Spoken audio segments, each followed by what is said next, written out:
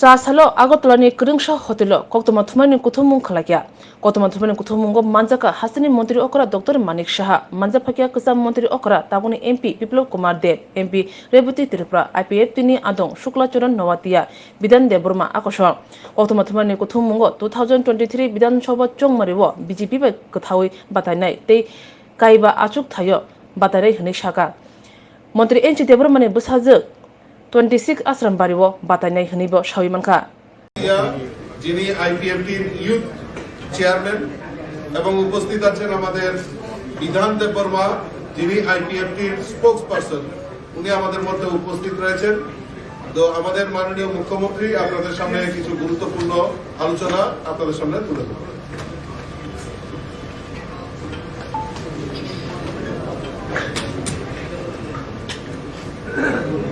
প্রিয় সাংবাদিক বন্ধুরা, সর্বপ্রথম আপনাদের শর্ট নোটিশে এখানে আসার জন্য ধন্যবাদ এবং স্বাগত জানাচ্ছি।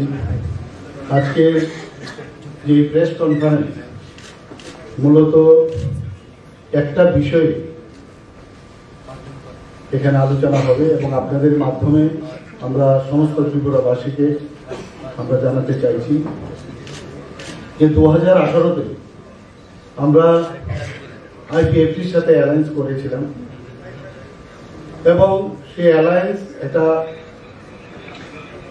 কমন মিনিমাম প্রোগ্রাম নিয়ে আমরা সেই অ্যালায়েন্স করেছিলাম এবং সেই ভিত্তিতে সেই অ্যালায়েন্স করেছি।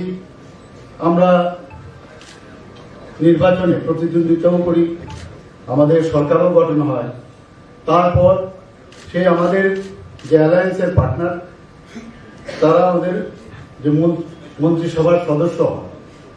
তো সেইভাবে আমাদের কাজকর্ম চলছিল। আপনারা সবাই জানেন ভারতীয় জনতা পার্টি যখন কারোর সাথে অ্যালায়েন্স করে কখনো ভারতীয় জনতা পার্টি সেই অ্যালায়েন্সকে ছেড়ে দেয় না এবং ইতিহাস সাক্ষী অন্যরা হয়তোবা ভারতীয় জনতা পার্টিকে ছেড়ে চলে গেছে, কিন্তু আমাদের ভারতীয় জনতা পার্টির যে সংস্কৃতি সেই সংস্কৃতি অনুসারে আমরা কাউকে ছাড়ি না এবং সেই বিষয়ে আমরা কাজ করছিলাম। আবার 2023-এর যে ইলেকশন আপনারা সবাই জানেন, ইলেকশনের দিনক্ষণ ঘোষণা হয়েছে। সেই অনুযায়ী আবার আমাদের যে জোট সঙ্গী আমাদের যে আইপিএফটির যে অ্যালায়েন্স এবং আমরা যে কমন মিনিমাম প্রোগ্রাম নিয়ে আমরা যে অ্যালায়েন্স করেছিলাম সেটাকে আবার সামনের দিনেও আমরা এগিয়ে নিয়ে যেতে চাই। তো এইবার আমাদের যে অ্যালায়েন্সের যে সিট যে বিষয়টা, সিট সংখ্যার আসন সংখ্যা, আমরা 5টা আসন ওনাদের জন্য ওনাদের সাথে কথাবার্তা বলে আমরা ঠিক করেছি। ওনাদেরকে 5টা আসনে ওনারা লড়াই করবেন এবং সেই আসন কোন কোন আসনগুলো সেগুলো আপনাদের সামনে আমরা রাখছি। নাম্বার 1 হচ্ছে টাকার জলা, নাম্বার 2 হচ্ছে রামচন্দ্রগড় এবং আসারাম বাড়ি এবং কাঞ্চনপুর। সেইভাবেই আমরা এবং সাথে আছে মান্দায়। এই 5টা জায়গায় আমরা ওনাদের জন্য আমরা ছেড়ে দিয়েছি এবং ওনারাও সেইভাবে রাজি হয়েছেন এবং আগামী দিন আমাদের যশস্বী প্রধানমন্ত্রী নরেন্দ্র মোদীজি যেভাবে উনি জনজাতিদের উন্নতির লক্ষ্যে যেভাবে কাজ করছেন সেই দিশায় আমাদের আগামী দিনেরও আমাদের সরকার আমরা যখন আবার আমি নিশ্চিত যে আবার আমরা পুনঃপ্রতিষ্ঠিত হব ভারতীয় জনতা পার্টির নেতৃত্বাধীন এবং আইপিএফটি সরকার এবং উনার যে মার্গদর্শন জনজাতিদের উন্নতির লক্ষ্যে আমরা সেই দিশায় কাজ করব।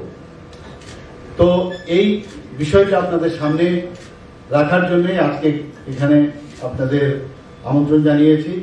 এখন আমাদের যে জোট সঙ্গী তারা আপনাদের সামনে ওনাদের বিষয় রাখবেন। ধন্যবাদ।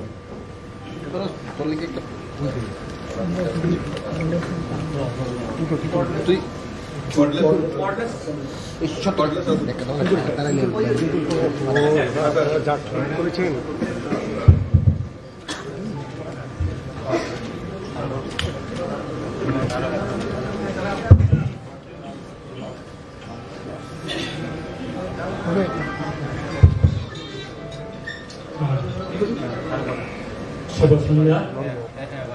সকল মিডিয়া বন্ধুদের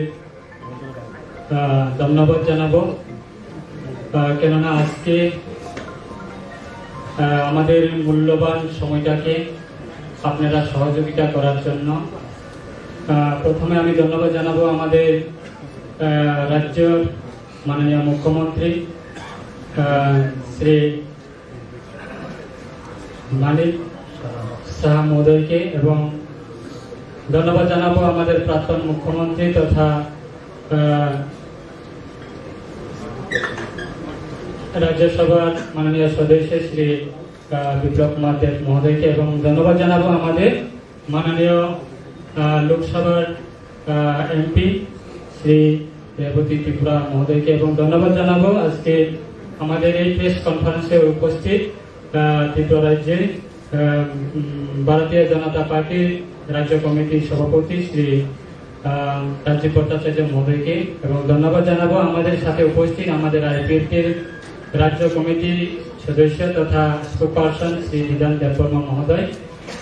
আজকে আমাদের প্রেস কনফারেন্সে আমি প্রথমে ভারতের মাননীয় প্রধানমন্ত্রী শ্রী নরেন্দ্র ভাই মোদীকে আমি ধন্যবাদ জানাবো, কেননা সকলের কাছে মনে অবগত আছে এবং জানা আছে মনে করি, কেননা আমাদের প্রাক্তন আইপিএফের সভাপতি তথা রাজ্যের মাননীয় মন্ত্রী শ্রী এন.সি. দেববর্মা মহোদয়কে সম্মান জানিয়ে পদ্মশ্রী অ্যাওয়ার্ড দেওয়ার জন্য রাজ্যের আইপিএফটি রাজ্য কমিটি থেকে এবং রাজ্যের সকল জনজাতি অংশের পক্ষ থেকে ভারতের মাননীয় প্রধানমন্ত্রীকে ধন্যবাদ জানাবো।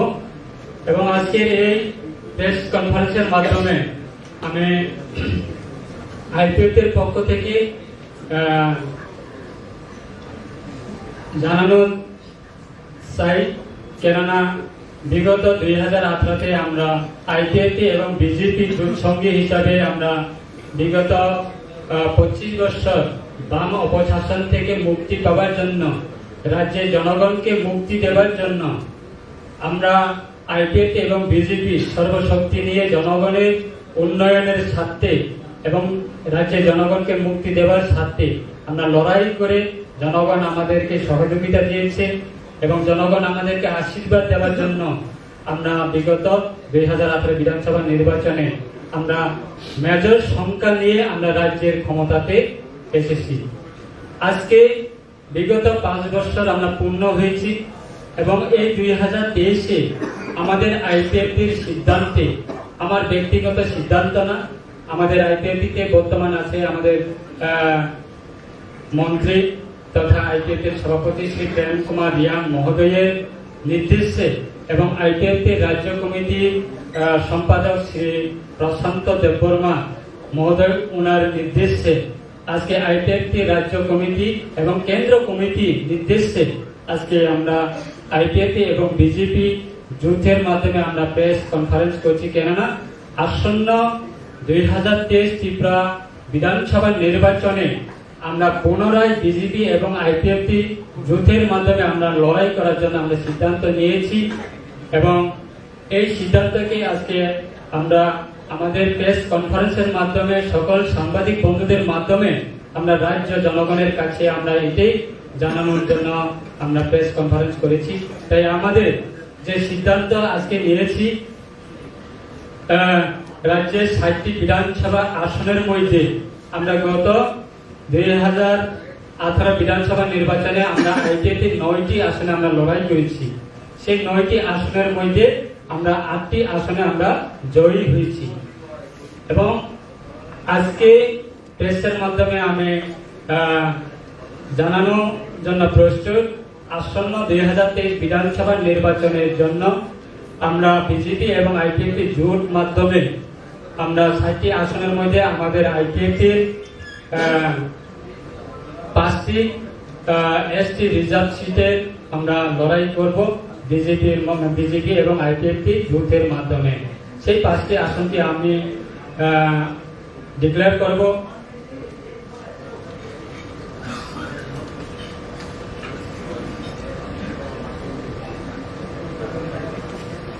বন্ধুগণ, এর মধ্যে একটা সংশোধনী আছে, এর জন্য আমি দুঃখিত। মান্দায় আমি বলেছি, মান্দায়ের পরিবর্তে সেটা 31 জুলাই বেরিয়ে গেল।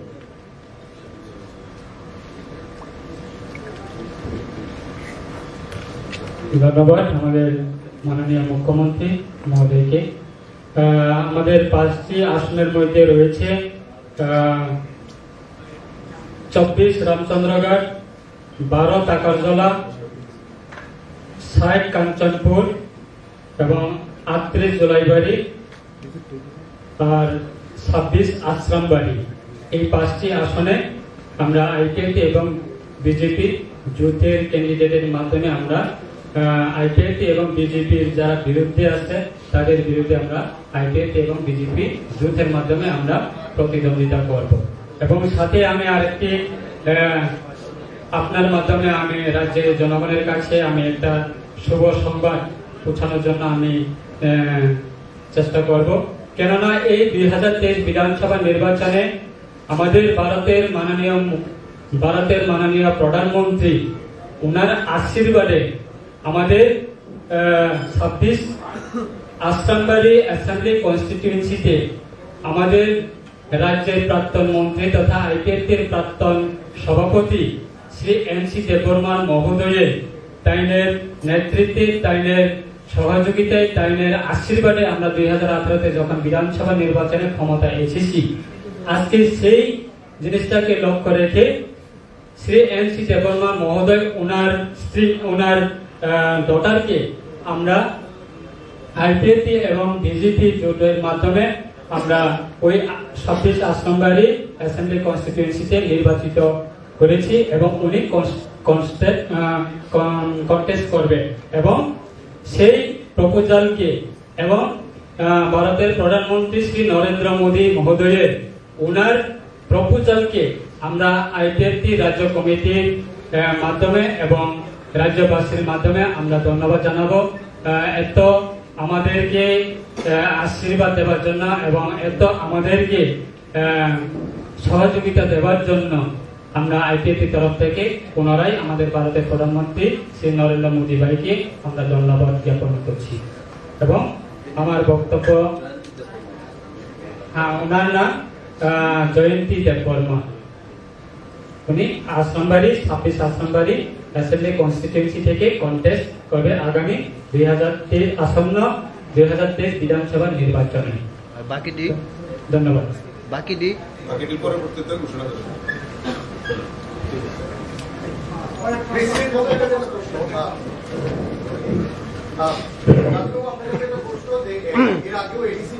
আপনারা আইপিএলটির সঙ্গে সিট শেয়ারিং করেছিলেন, এবার যখন করছেন 23-এর নির্বাচনে কোথাও গিয়ে কি মতাকে একটা সুযোগ করে দেওয়া হবে না? কারণ আইপিএলটির সাংগঠনিক শক্তি নিয়ে একটা প্রশ্ন আছে।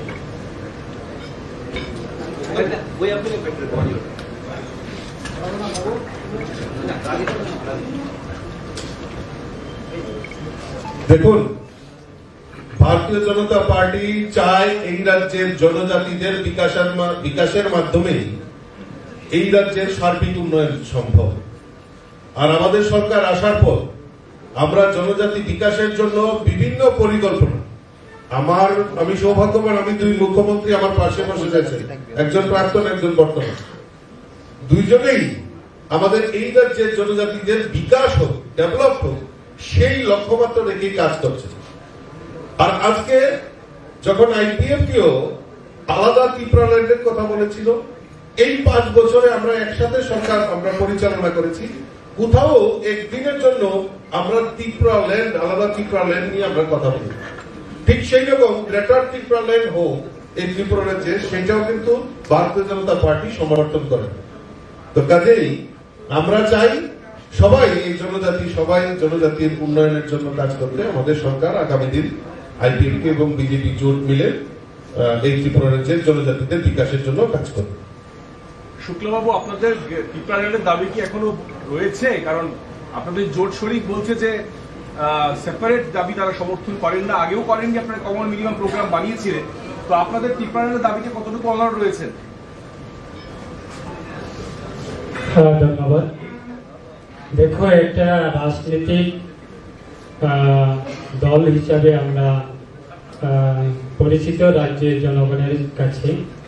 আমাদের মূল দাবি এবং মূল উদ্দেশ্য আইপিএফটি যখন গঠন হয়েছিল যে আমাদের এডিসি সশস্ত্র জেলা পরিষদকে আমরা ভারতের সংবিধানে আর্টিকেল 2 দ্বারাই আমরা গণতান্ত্রিক পদ্ধতির মাধ্যমে রাজনীতিকের মাধ্যমে আমরা রাজ্যের শান্তি সম্প্রীতি রক্ষা মাধ্যমে আমরা আন্দোলন করে এসেছি এবং আগামী দিনে আশা করি আমরা জোট সরকারের মাধ্যমে যেগুলি সমস্যার সমাধান করার জন্য ভারতের প্রধানমন্ত্রী শ্রী নরেন্দ্র মোদী ভাই উনি যেহেতু সহযোগিতা করছে এবং রাজ্যের মুখ্যমন্ত্রী মাননীয় মুখ্যমন্ত্রী প্রাক্তন মুখ্যমন্ত্রী ওরাও আমাদের যে সমস্যা সমাধান করার জন্য যেহেতু সহযোগিতা করছে সেই জিনিসটাকে আমরা লক্ষ্য রেখে আসন্ন 2023 বিধানসভা নির্বাচনে আমরা আইপিএফটি এবং বিজেপির যুদ্ধের মাধ্যমে আমরা লড়াই করার জন্য সিদ্ধান্ত নিয়েছি। ধন্যবাদ। আমার প্রশ্ন হচ্ছে টিপ্রাল্যান্ডের স্লোগান কি থাকবে কি থাকবে না শুক্লাবাবু? টিপ্রাল্যান্ডের স্লোগান কি থাকবে না থাকবে না? শুক্লাবাবু টিপ্রাল্যান্ড কি আপনারা ছেড়ে দিচ্ছেন? পরে আমরা প্রেস মিট করব। আমি